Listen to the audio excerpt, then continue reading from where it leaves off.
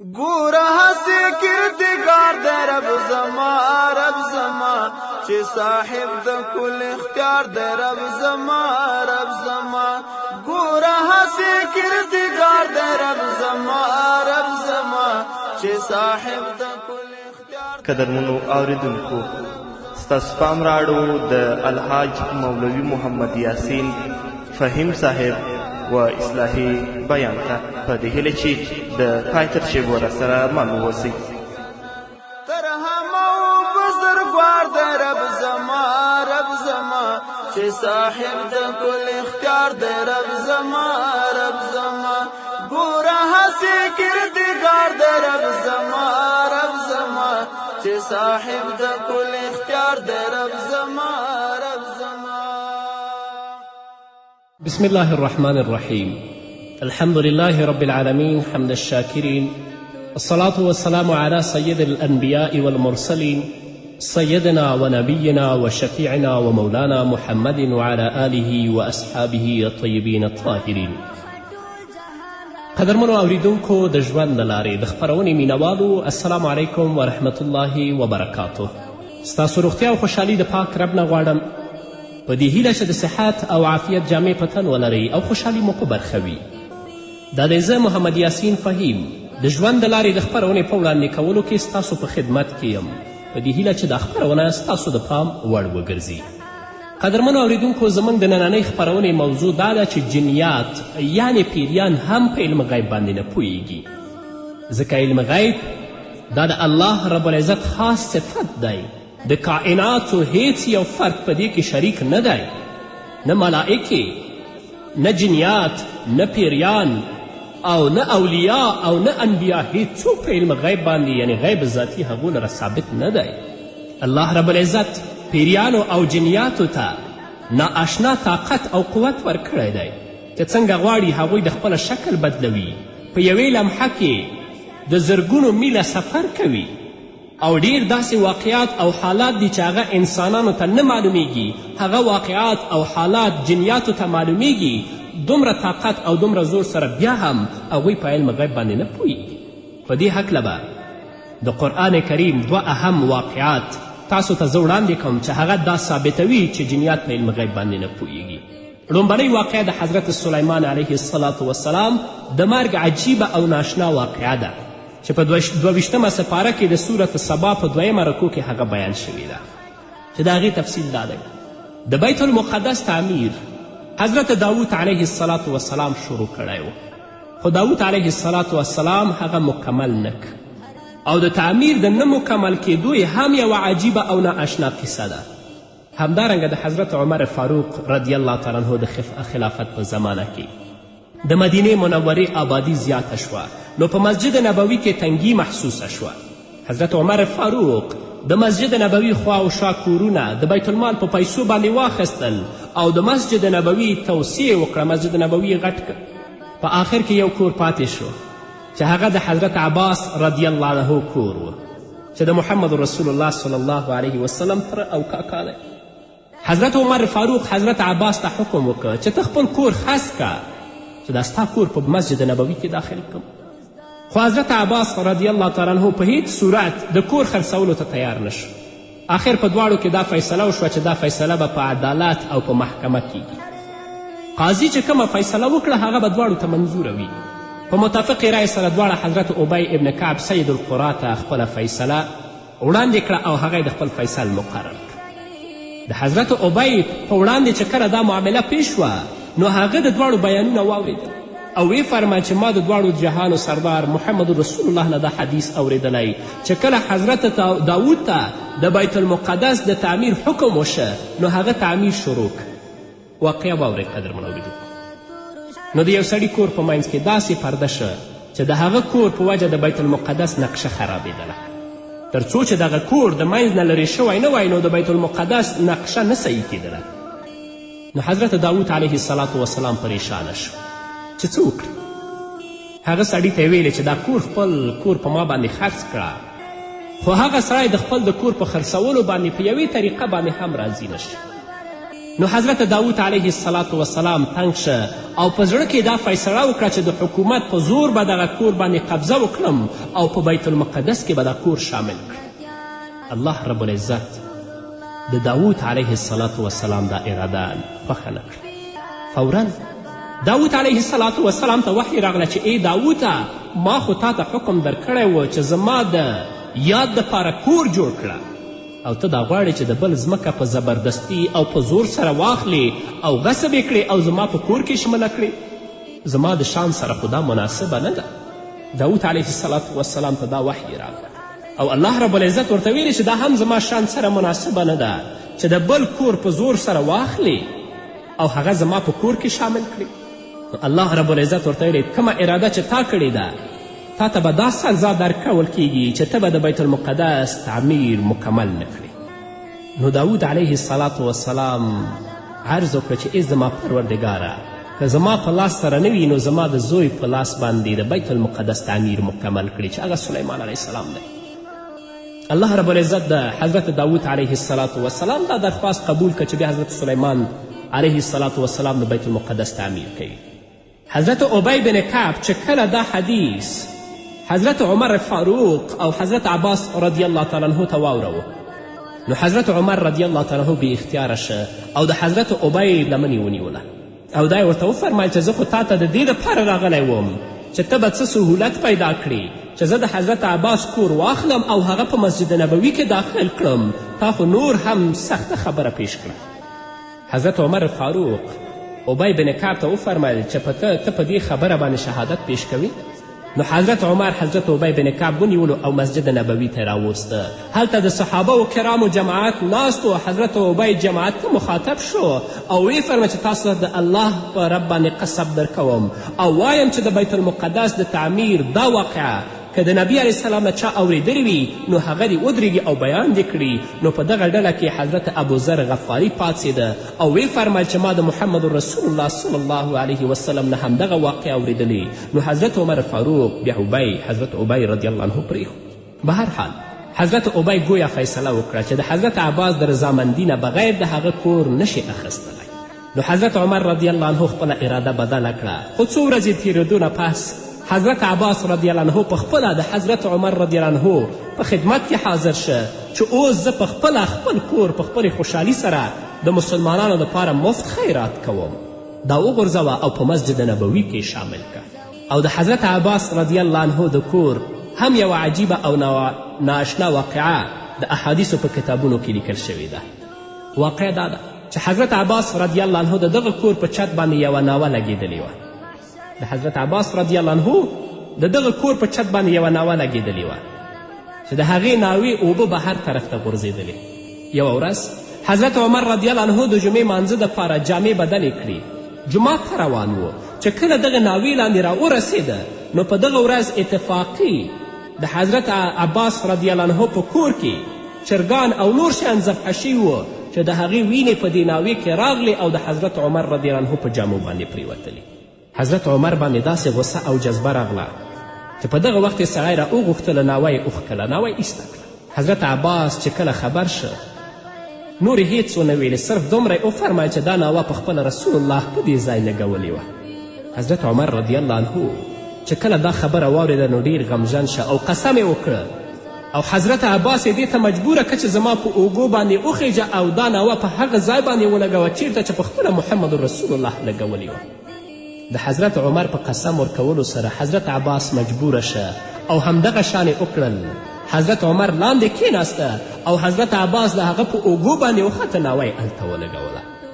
به هر حال خبره اوږده شوه قدرمنو اورېدونکو چې حضرت داود علیه السلام د بیت المقدس تعمیر شروع که خو هغه یې مکمل نه که. د داود علیه السلام نه وروسته د هغه زوی حضرت سلیمان علیه السلام د بیت المقدس تعمیر شروع که.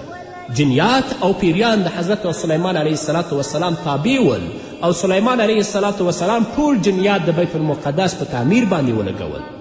خو اوس د حضرت سلیمان علیه السلام مرګ راځي او دا خبره به تاسو ته ثابته شي چې جنیات په غیب باندې نه پوهیږي. قدرمنو اوریدونکو د خپرونې په دې وخت کې راځو لنډې دمې ته. د دمې نه وروسته زموږ خپرونه دوام لري.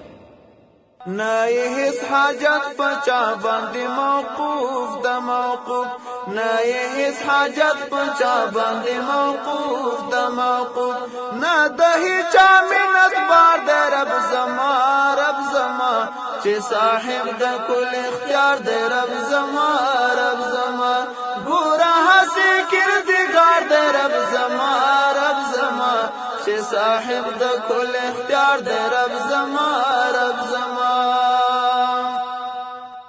قدرمنو اوریدونکو بیا هم زموږ سلامونه او نیکې هیلې ومنئ.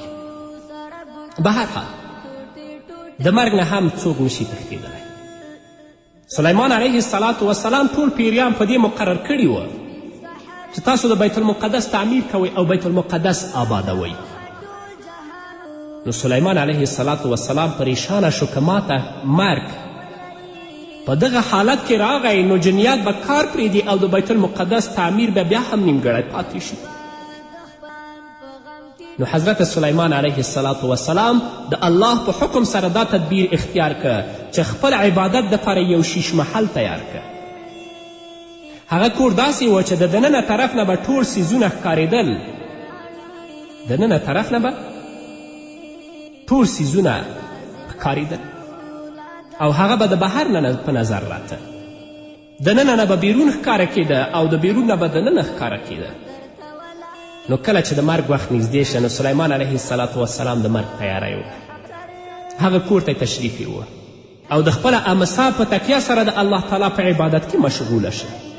په دغه حالت کې چې حضرت سلیمان علیه السلام په خپلې امسا باندې تکیه کړې وه، سلیمان علیه السلام ته مرګ راغی او د هغه روح ووته. اسرائیل علیه السلام د سلیمان علیه السلام روح واخیست. د سلیمان علیه السلام جسد د همسا په زور باندې ولاړ و. پوره یو کال تیر شو. جنیات بهر په کار کې مشغوله ول. جنیات او پیریان بهر کې په کار باندې مشغوله ول.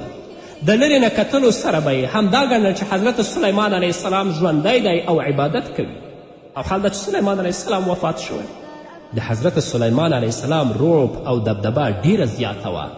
جنیاتو دومره همت نه کوه، دونه زور په هغو کې نه و چې نږدې ورشي او وګوري چې سلیمان علیه السلام څه کوي. خو د لرې نه د لیدلو به یې دا اندازه کوله چې سلیمان علیه السلام ژوندی دی او په عبادت باندې مشغوله دی. یو کال تیر شو. اوس د الله رب العزت شان دی چې د حضرت سلیمان علیه السلام امسا ته وینا ولګېدله.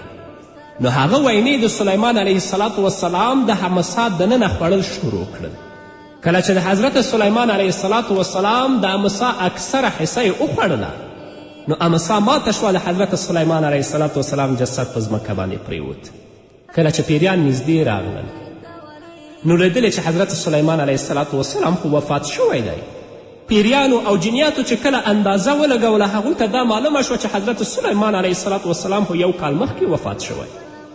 لکه الله رب العزت فرمایي فلما قضینا علیه الموت ما دلهم على موته الا دابة الارض تأکل من سأته. الله رب العزت وایي کله چې موږ د حضرت سلیمان علیه السلام د مرګ فیصله وکړه او په هغه باندې موږ مرګ راوسته نو پیریانو ته د حضرت سلیمان علیه السلام د مرګ خبر د ځمکې چینجي ورکړه چې د هغه د حضرت سلیمان علیه السلام امسا دننه طرف وخوړه. پیریان هیڅ هم پوه نه ول.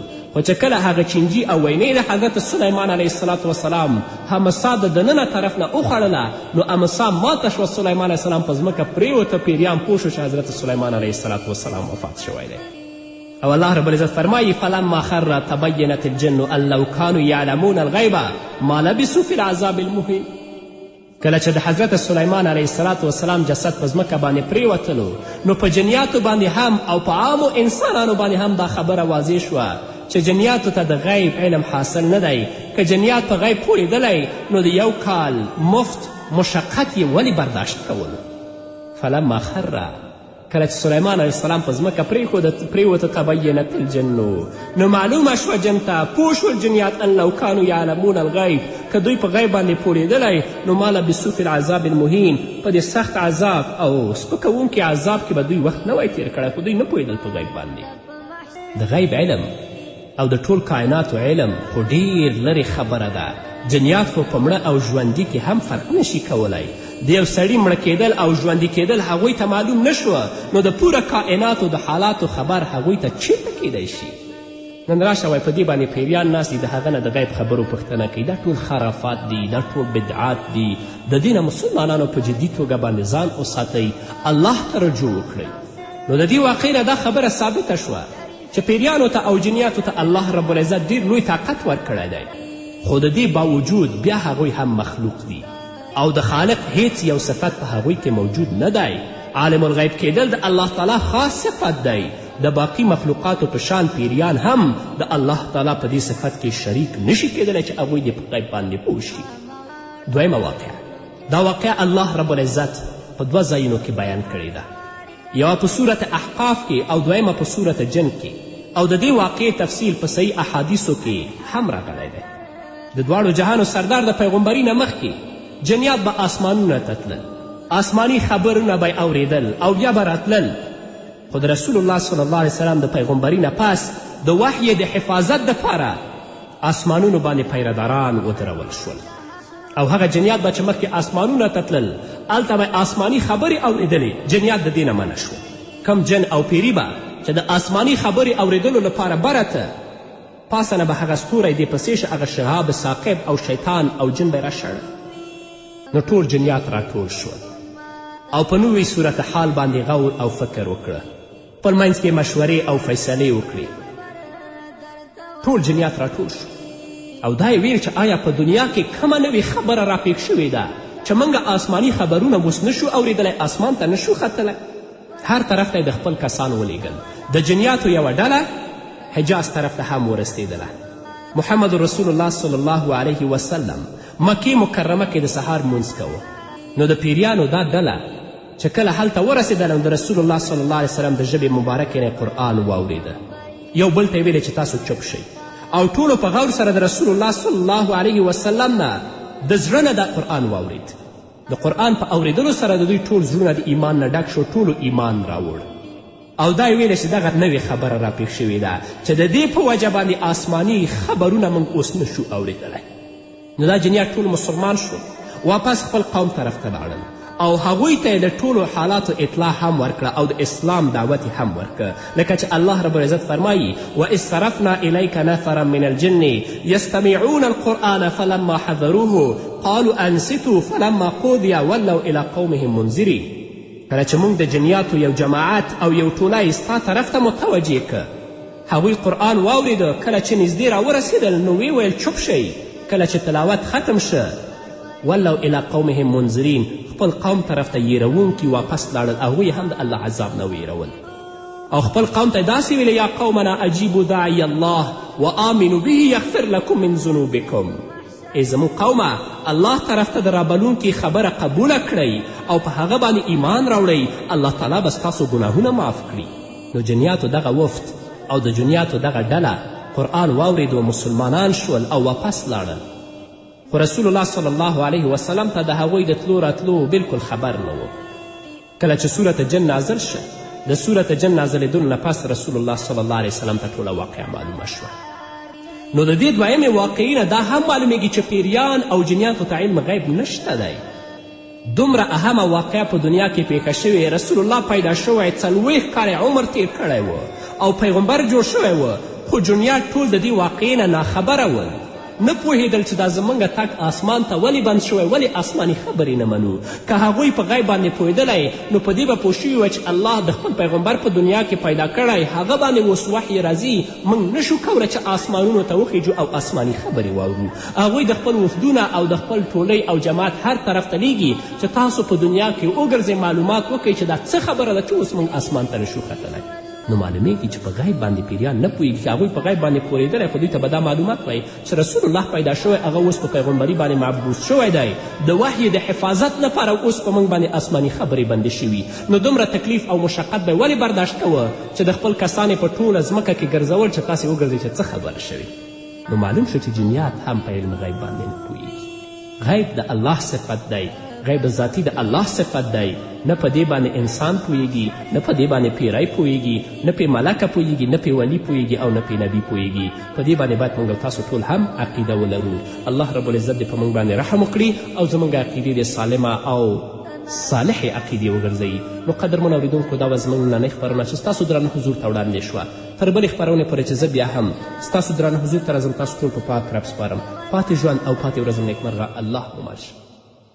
لنیستی د هستی صورت پیدا کړ پیدا لنیستی د هستی صورت پیدا کړ پیدا حاضرن پروردگار د رب زما چې صاحب د کل اختیار د رب زما ګوره هسې کردگار د رب زما چې صاحب د کل اختیار د رب زما همسانه د جمله و مصنوعات کنا همسانه د جمله و مصنوعات کنا همسامه د هر گفتار د رب زما چې صاحب د کل اختیار د رب زما ګوره هسې کردگار د رب زما چې صاحب د کل اختیار د رب زما